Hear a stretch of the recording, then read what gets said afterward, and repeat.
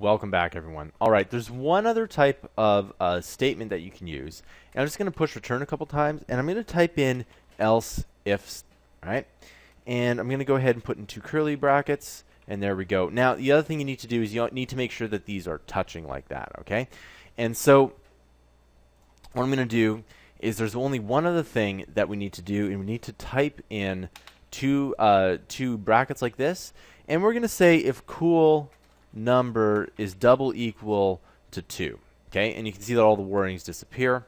And what I'll do is I'll just type in an alert. Okay, and just to see if this works here, and we'll just type in pop or something like that.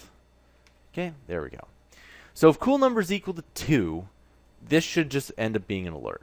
Okay, and if I change the text here, and you want to make sure that everything is working here, so there we go, and there we go, it works. Now, so the way this works is that this again, computers read lines like you read books line by line, and they read every line.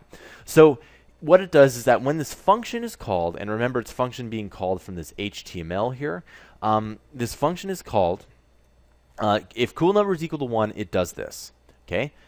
If it doesn't equal to 1, we then go to the else if. You know, cool number is equal to 2. And in this case, cool number is equal to 2, and then we go ahead and run this code.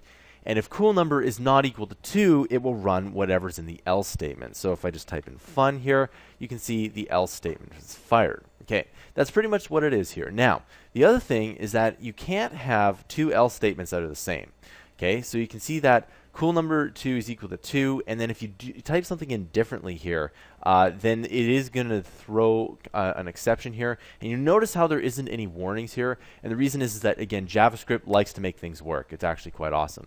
But what you can do is you can see is equal to 3, and you can just type in something else here. So cool number is equal to 3, and if I type something in here, for example, like this, you can see that whatever code was in the else if statement, the second one, is fired here. So the order, or the hierarchy, as you will go from if to else if to else. Okay, and again, it reads it line by line. Now, when you're making your else if statements, it's best that you make them in any kind of logical order. So if you're doing things numerically, like I've done here, so we have cool number is equal to 1, then we do this. If else if cool number is equal to 2, then we do this, and else if cool number is equal to 3, we do this as well. And it's not like 1, 2, 4, 3 or something like that. You want to make sure that it's actually quite easy to understand. Okay, and of course you can have a ton of else if statements. You can have 50, 100.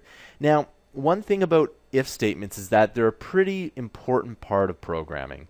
However, you don't want to rely on if statements only. So as you get to become a better programmer, you'll find better ways to do things other than if statements. So you have an if statement, it works out really well. I mean, every program has an if statement in there somewhere. But at the end of the day, you want to eventually grow out of the if statement. All right? I'll see you guys in the next tutorial.